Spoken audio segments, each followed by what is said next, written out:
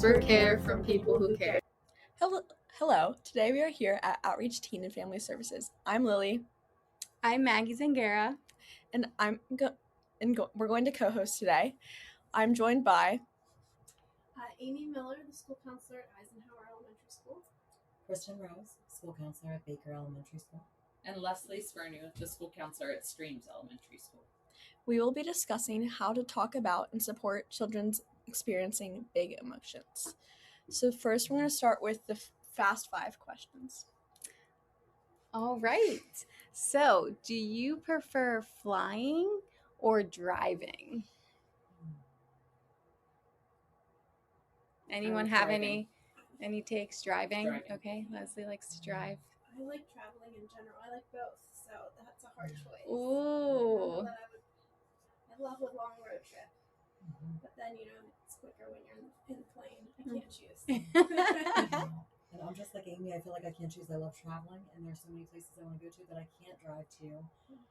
But if it was a drivable distance, I think I would. I love a car ride. I love the music. I love the windows down. I love the sights. But there's so many places you can't drive. Yeah. Mm-hmm. Similar. I love to travel. I think if I had to pick, I would say flying. I like to drive, but after a point, I just want to get there. I get a little antsy. I like to drive. I mean, I like to fly. Wow. I really like airports. Yeah. And I like feeling like packing and like going through security. I just like the whole thing. You like the whole process. I like the whole process. And then like going to Yeah. getting my Starbucks beforehand. Yeah. I have the same schedule every I time. love all of those things. I love it. Right there. Right? I don't know who loves airport security, but I don't like it while I'm in it, but I like the idea of like just like going through it and just like flowing. Just part of the Once you process. get through it, Yeah. it's good to go. Stop, I know. Nice. All right, up next, a print book or an ebook? What would you prefer? Print. Me too. Sure. Print. 100% print. Yeah. Hands down. Book in print. hand. Yes. Nothing can replace the book. Oh, Lily. I'm young. She's right. I knew You it. prefer an ebook? I prefer an ebook, but that's just because like while I'm at the pool, sometimes I've gotten like my book wet and then I can't read the words. So like when I'm tanning and stuff, I'd rather have like an iPad that I could just like scroll. Yeah. And when we're flying, we can have 10 books on your device. Exactly. So no space. Very good point. Exactly. That's true. And I feel like when I'm like in the car driving too, if like I'm on a like road trip, I can read it on my iPad more than I could read it with a book. I don't know why, but I feel like it's moving less. Oh, okay. Yeah. Very cool. Our third question of our Fast 5 is, do you like Coke or Pepsi products more? Without a doubt, Coke. Coke. That's like medicine in our house. I don't know. I can't say I drink either. Yeah. I actually don't drink soda anymore, but when I did, Coke was it. Really? For us, there's like an emergency Coke in our house. Yeah, If you have a really bad headache, if your stomach hurts, like it's for medicinal purposes. Yes. Yeah. Kids would disagree with What that. about Dr. Pepper? Is that You don't. Wait, is that I one love of the it. I think Dr. Pepper is a Coke product. Is a Coke product. Because Okay, it's its then own I'll go business. there. Love it. It's its own company. It went independent. It's an independent. I love that you know that. I know that too now. Wow. So, Usually when it's by It's one of the weird things I would know. It's been removed. So it's now an independent product. But I only know You that can't get surprised. my daughter has like Dr. Pepper pajamas. Yeah, she loves Dr. Dr. Pepper. Pepper. So Oh Dr. my Pepper God. is a solid Coke product for our whole lifetime. Wow. Yeah. We'll need to change this question moving forward. I'm so sorry. Mhm. I know weird things. That's why we're laughing at it. Reading or writing? I prefer reading. Reading or writing. Reading or writing? I need to think about this one. No, I have an answer. Writing. I love writing. Yeah.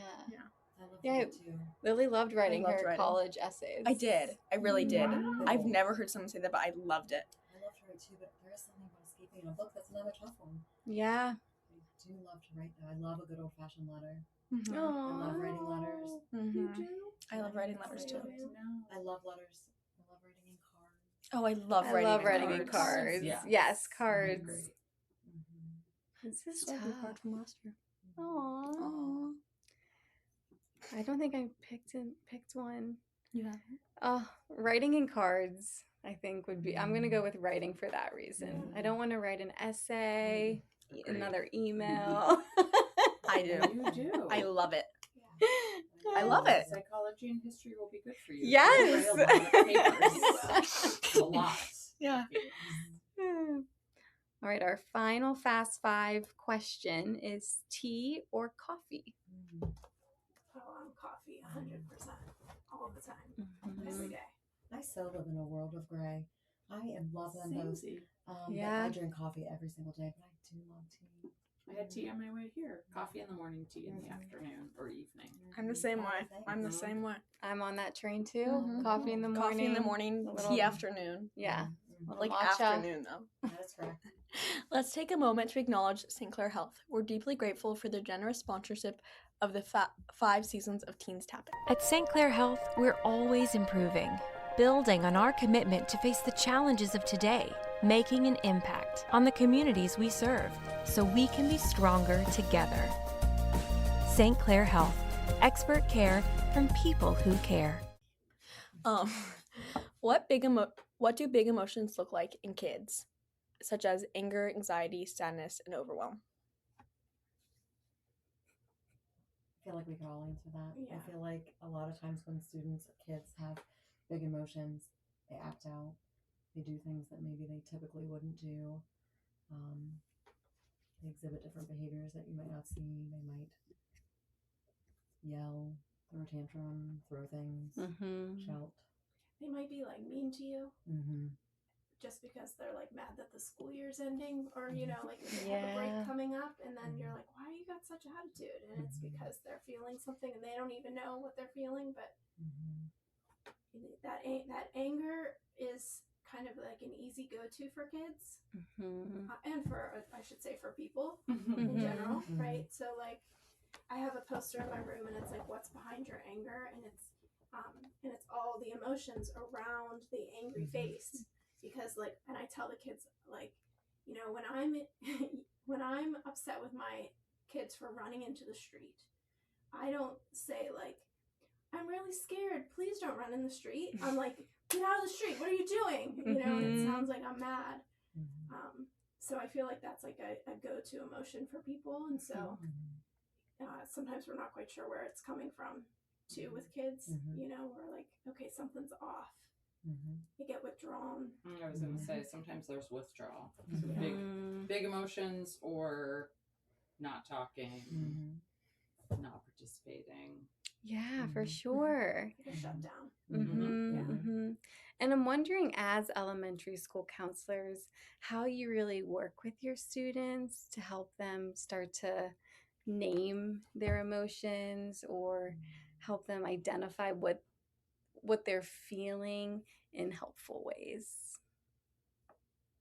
Yeah, we use at my school, we use the zones of regulation, and so that's like color coding the emotions. Yeah. And then we teach lessons about emotional identification, like starting in kindergarten.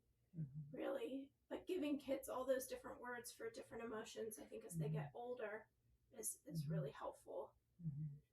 Like checklists and things like that we use. We do the zones too. Yeah. I think that building emotional vocabulary is like one of like my favorite things to do with kids. Yes. I really love the Diane Albert zone, or the spot books, all of them. I feel like if you ran into a bigger kid today, they would tell you that you've read like at least 8 of them, and they know every spot, and they coordinate really nicely with the zones of regulation, which is really super. And they all have different little skills and things in them. Even when we were doing like PSSAs, kids were telling me, I was doing the tip of my finger, the middle of my palm, and all these strategies we've talked about. So I feel like that's one of my favorite things to do with them. That's great. I mean, I think also just giving them space to talk about it.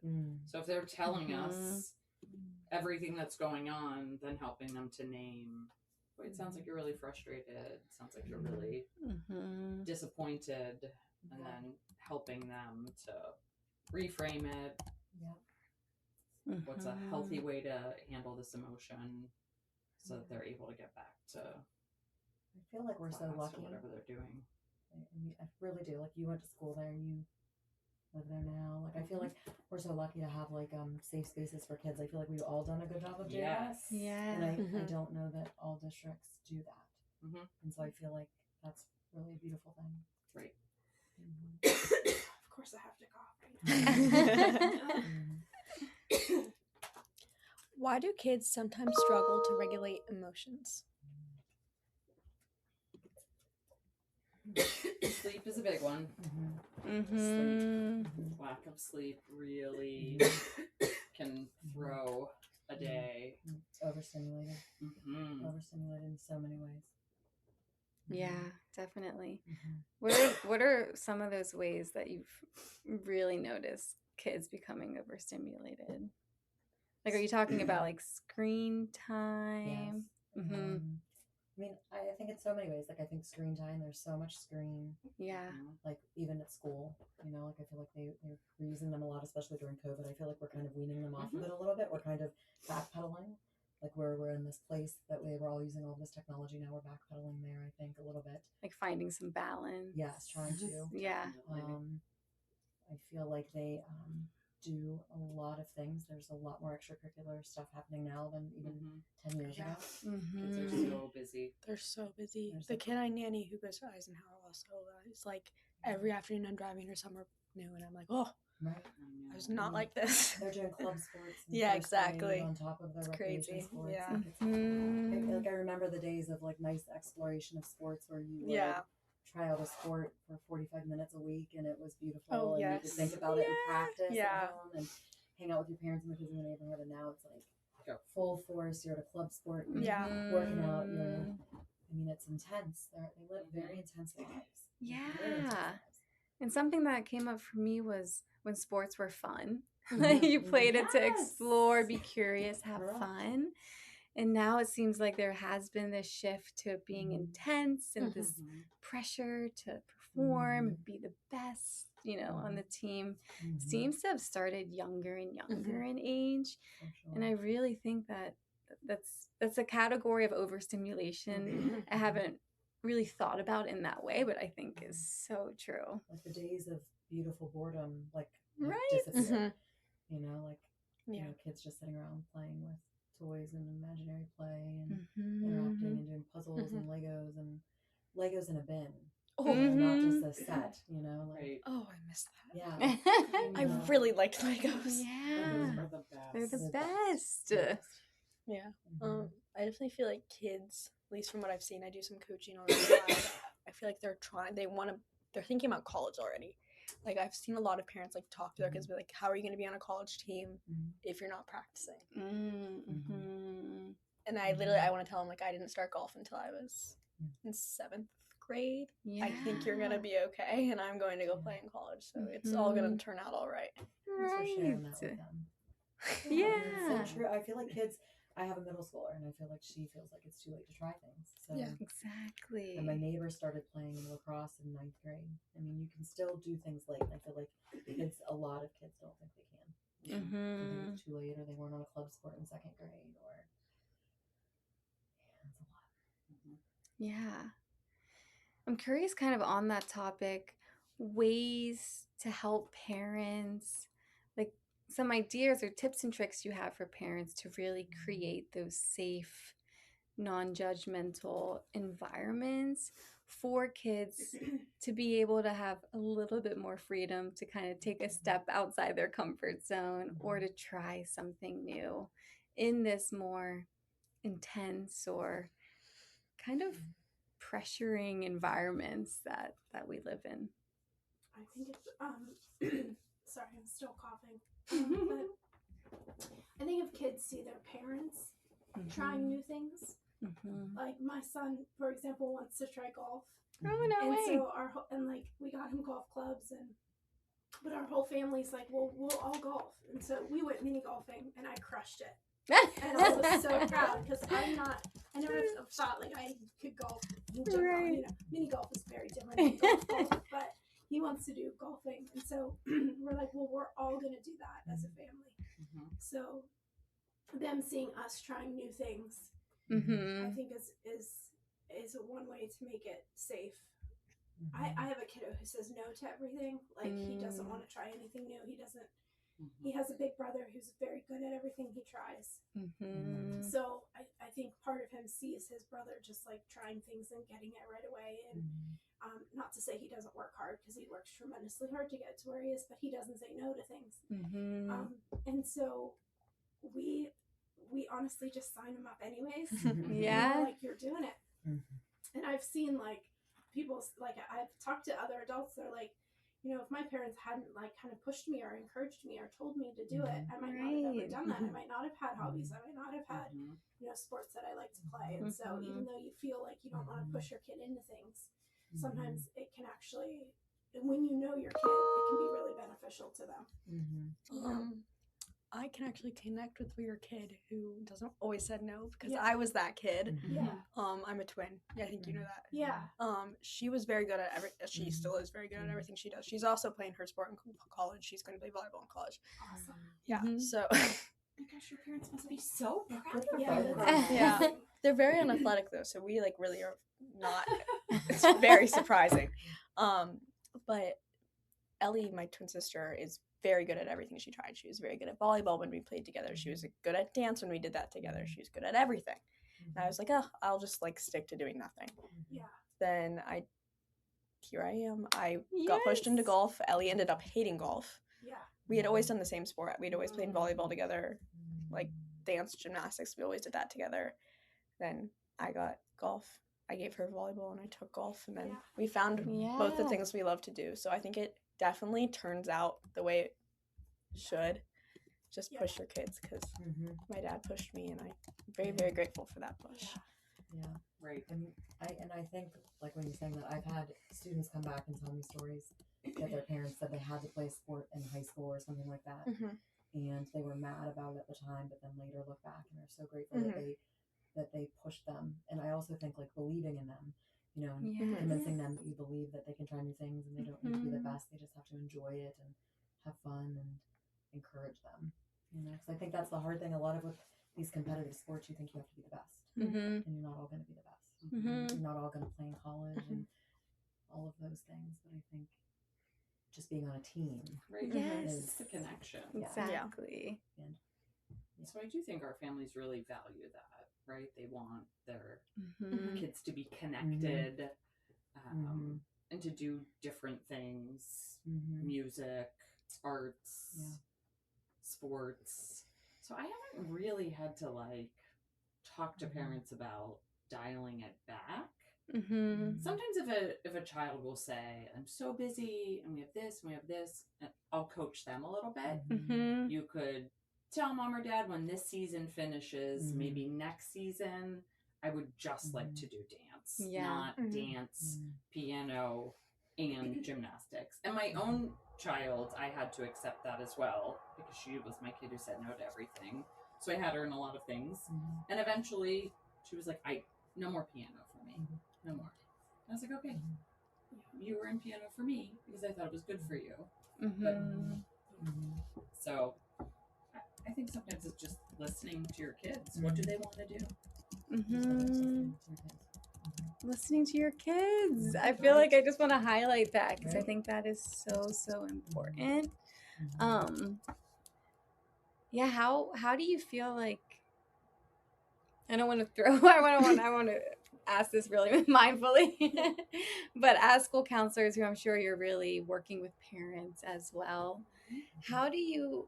I think a lot of parents, it's hard to see their kids maybe struggling with something or upset, and it can be easy to maybe go into problem-solving mode or fixing instead of, listening to understand first.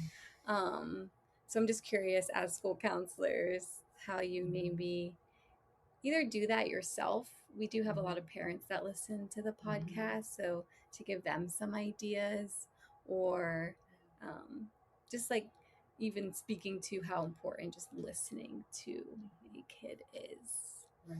And letting them make mistakes. I think letting kids make mistakes is so important, and not fixing it for them. The natural consequence of you forgot your lunch means you have to buy lunch today. Right. That was the natural consequence. Or I think natural fitting consequences are something that I think I talk to parents about, like, or making appropriate consequences. Like, we're not going to Disney if you don't do this. But they're absolutely going to Disney. You bought the tickets. So they're probably going to do that. But like maybe a more fitting consequence is that I don't know, they're going to have to do chores or have something else that's more appropriate to whatever they're working on. But I know.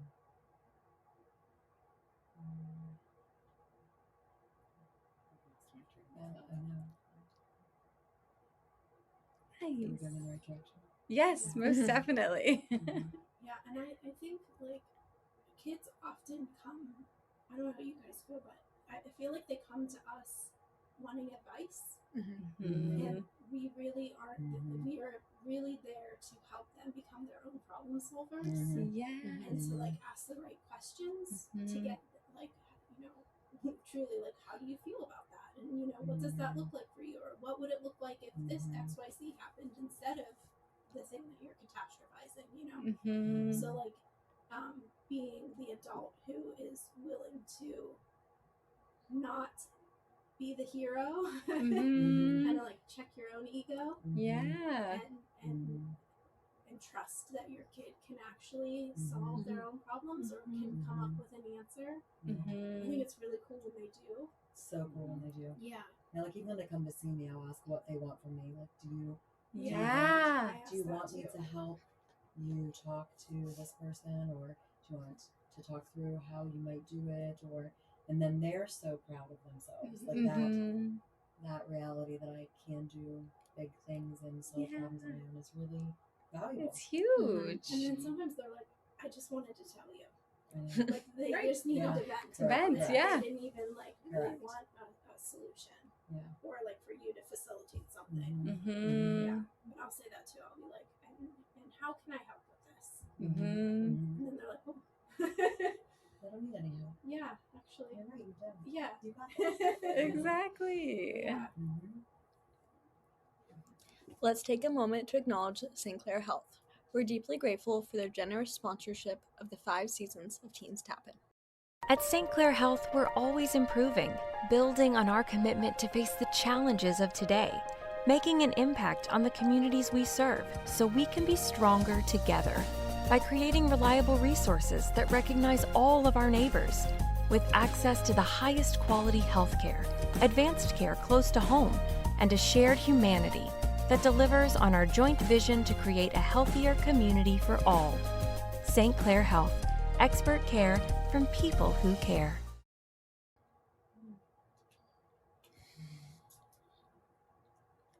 I think, I don't know if it's necessarily what kind of language, but I feel like something that a lot of us are guilty of, maybe even everyone, like eye to eye, like making eye contact and giving somebody your full attention in the moment.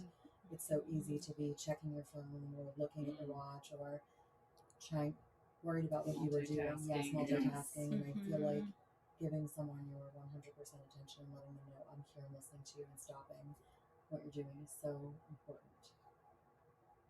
Yeah, and I try to relate to the kiddo a little bit and say, you know, like when I was your age, I sort of felt like this, or this happened to me, and I'll like share a story that is appropriate for the situation, so that they don't feel like so alone in it, or like they're the only one, or that what they're feeling is you know, abnormal, or what they're going through is makes that there's something wrong with them. You know, I try to humanize myself a little bit, like as an adult, because kids definitely like look up to you and they think like, oh, like they're perfect, they do nothing wrong. And it's like, no, actually, like I made a lot of mistakes. You know, and I had a lot of friendship issues, and I, you know, had drama too, and things like that. So trying to kind of like, humanize myself to them. That validation Yeah. of how you're feeling and connection, validate, connect. And then, I mean, we're really a lot of times solution focused. So what do you want to do? Like, let's make a plan. Because, you know, I will sometimes say, like, sitting in here and being sad or being angry isn't going to solve our problem. So let's make a plan. Yeah. You have Yeah. support, you have help, Mm-hmm. and we lay out all of our options. Yeah. And sometimes we're a part of the plan, and sometimes they just need to talk through it, and then they can do it on their own, or their teacher's a part of the plan, or we'll reach out to a parent, make them a part of the plan. With that validation, communication, empowerment. Yeah. Yeah. What are some calming strategies you'd recommend to parents for their kids? I would say the first thing is any kind of strategy that you're going to utilize, you do it before the moment is crazy and heated. Yeah. You kind of talk it over with your kid, like, hey, I noticed like when you're coloring here, like you feel really, it feels like really relaxing, and helping them to like notice that like when they play with a certain toy that their mood changes, and doing that before they're like really worked up, because then it's you're not going to be like, play with that poppet in the middle of them, Right. like yelling, you know, like that's not going to be helpful. It has to be that kind of like coming up with a plan beforehand, I think, whatever it might be. I 100% agree with all of that, but I feel like when I talk with kids about like self-regulation and tools for your toolbox, I love to talk about tools that we have with us at all times. So I love thinking about deep breathing and box breathing and those things that you need nothing else and you can do in line at the grocery store when you're Like taking your a test. hands, you Or were saying. yes, those strategies from our books that we've Always read. with Like you. it's always with you. But then I do love having. I like to point out things that they have at home. Like I like to do the like your five senses and things that you like. So I like talking about that. Like what are some things that you can, smell that take you to a nice calm place, or things that you like to eat or drink, or cold things, warm things, or soft blankets and things you can touch. And I think kids really like that. So when I talk with parents, I always like reiterate the things that we've talked to kids about. And having all of those things around so that, yes, in the moment you can grab from anything in that toolbox, or you already have those resources. But I think that's a good place to start. I suggest a lot of movement in my, regulation. So if they need to bounce on a ball before we hash this out, do you need a walk? I'm a big fresh air helps. Me too. Do you want to do a lap around the building? Or like you said, things that you can do if an adult isn't available.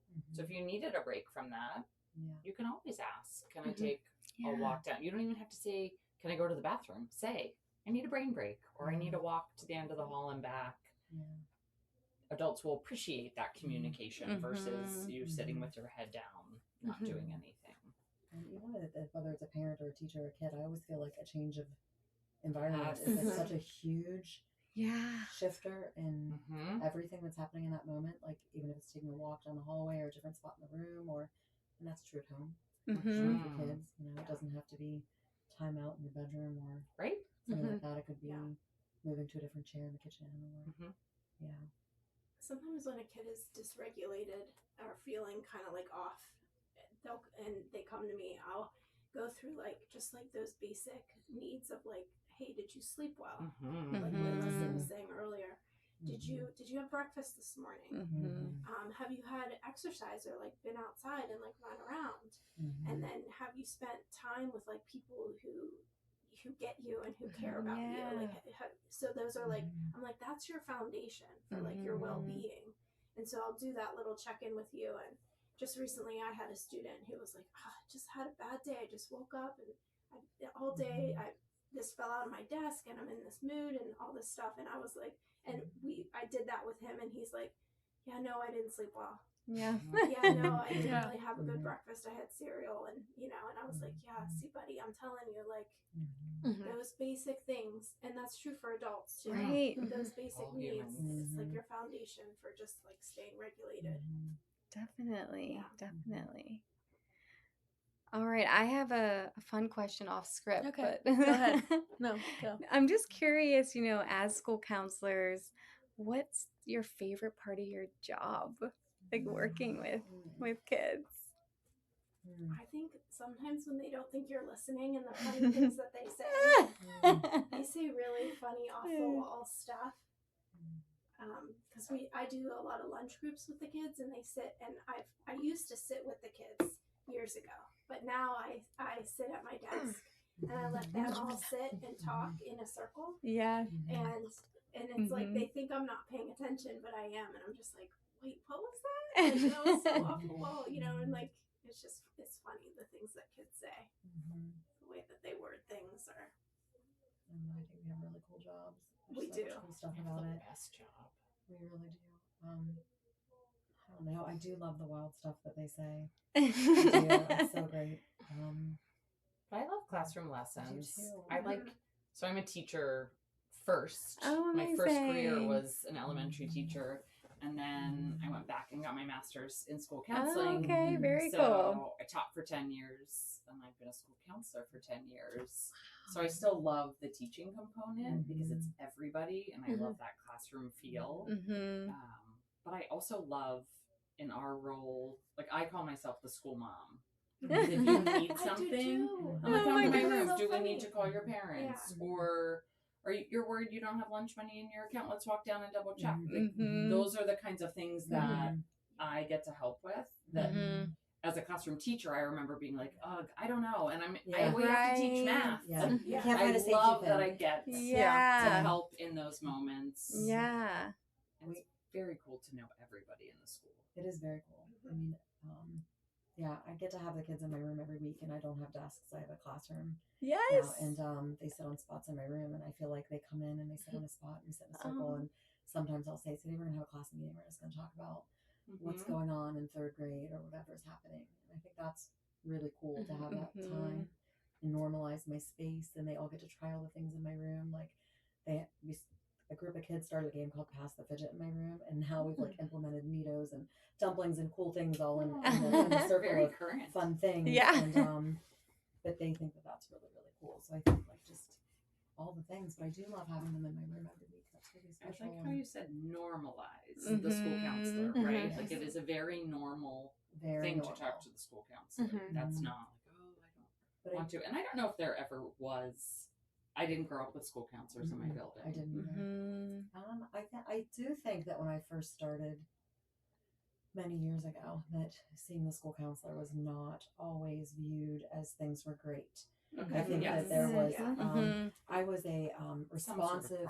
I was a responsive school counselor 20 years ago, and so I responded to heavy needs in the building, and now I feel like it's created this environment of like trust that kids visit my room during Star Night and have to bring their parents in to see my fidgets and my things and my space and my calm down corner. And so I feel like it's become this like really normal place for everyone to come to. But I love that relationship, but I am definitely the school mom.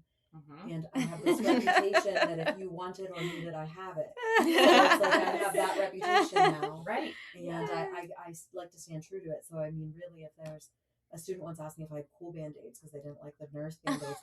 So now I have cool Band-Aids. So it's like once you've asked for it, now I have them. So it's like somebody asked me once for an earring back and I didn't have one. Now I do in my drawer.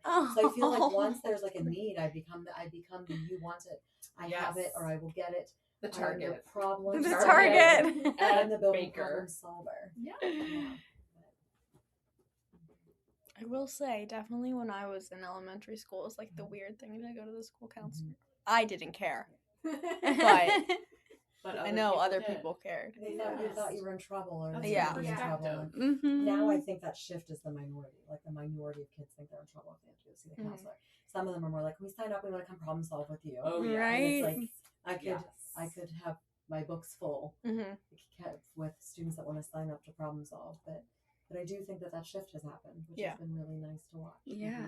And I will say, I've also seen it change in the high school too. Like when I was a freshman, you'd only go to the counselor like to talk about college stuff and stuff like that. But I think definitely me and my friends have both gone to the school counselors to talk about like college stuff. But then sometimes our meetings will not be college stuff at all. And I think I love seeing that happen more with both almost all my friends go to see the counselor. Like I think we're almost on a bi-weekly basis, all of my friends and I love it. We all have great relationships.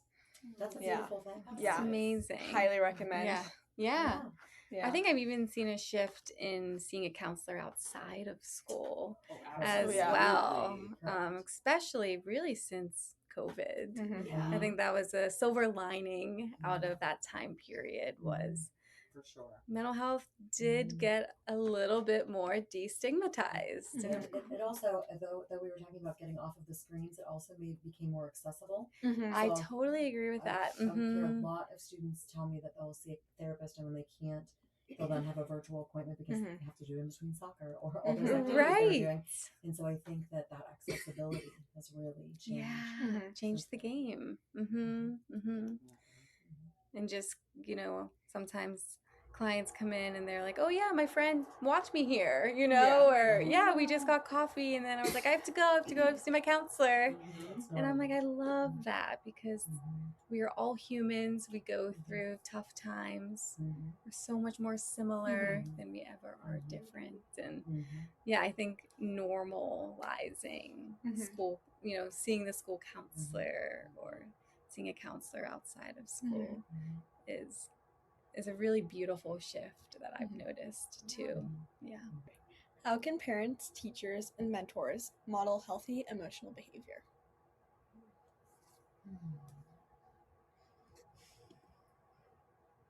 Letting kids see you feel. I mean, I tell kids all the time that all of our feelings, anxiety, all of them, anger, frustration, are also normal, and not hiding those emotions. Like, I think that there was probably a shift in that over the years as well. Like, I think that it used to be, I need to be strong for my kids in general. Like, I feel like letting them know that you feel all those things and letting them see you feel all of those things. Yeah. Like crying, laughing, being frustrated. And talking about it. Yeah. Like, labeling it, doing the things that you're trying to get them to do. And then you do it, and like, I'm feeling really upset right now. Like, I'm feeling really frustrated. My body's really tight. My heart is pounding. Yes. Like, I just need to go take a deep breath, or I need to go for a walk. And you like verbalize what you want them to actually do, but you're doing it to model for them.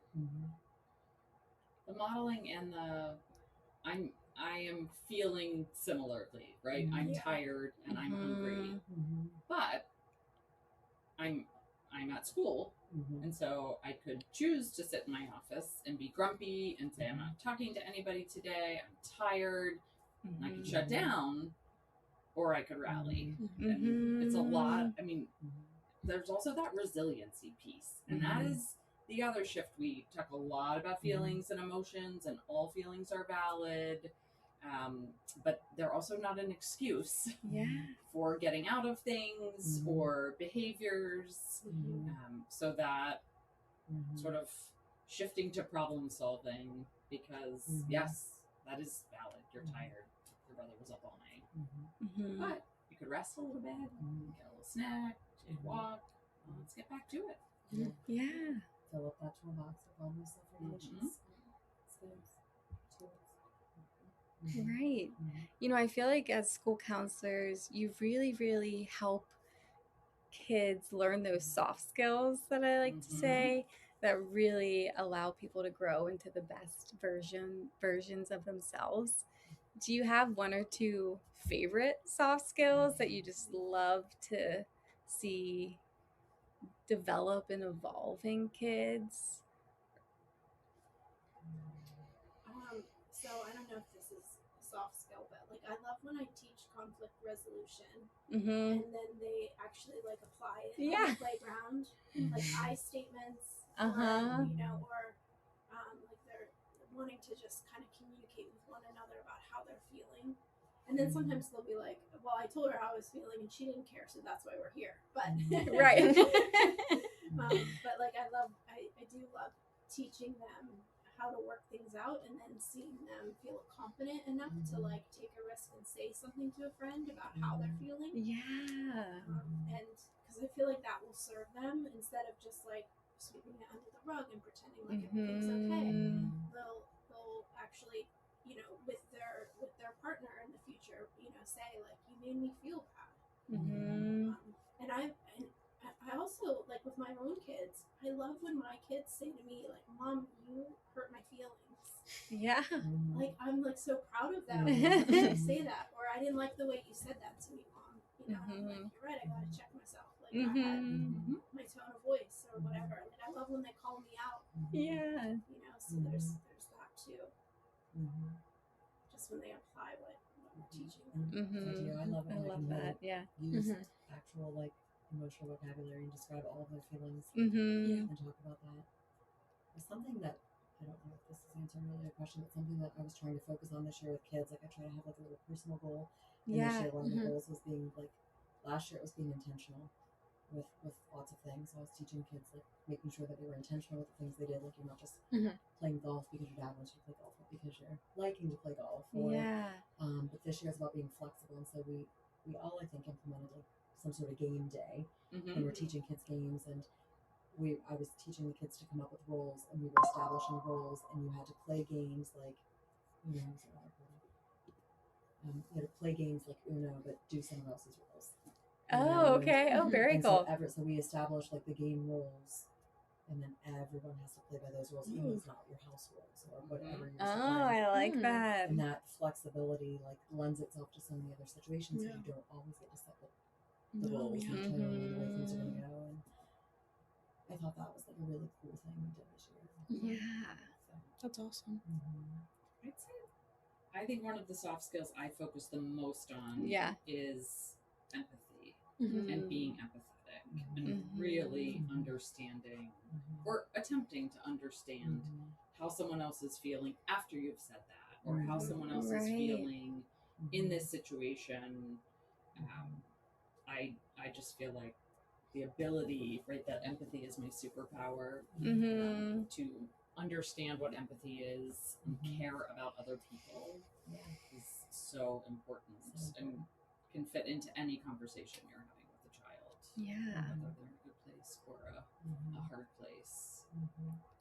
Wow, so many great skills. Conflict resolution. We got flexibility, empathy. So amazing. Yeah. To conclude, we want to express our gratitude to St. Clair Health, whose support makes this podcast possible. We invite you to listen to the following message from our sponsor.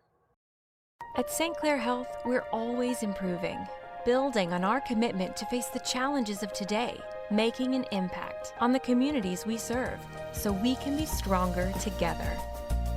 St. Clair Health, expert care from people who care.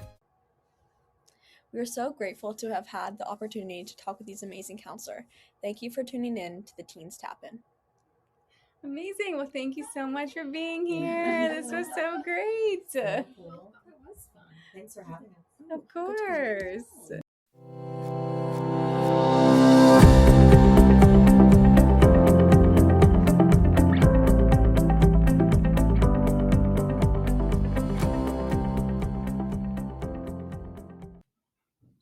The views and opinions expressed in the Teens Tap In podcast represent the opinions of the hosts and their guests. The views and opinions expressed by Outreach Teen and Family Services employees, donors, and volunteers are their own and do not necessarily reflect the view of Outreach Teen and Family Services or the show's sponsors. The content here should not be taken as counseling advice. The content here is for informational purposes only, and because each person is unique, please consult your mental health provider or physician for any mental health counseling or other medical questions.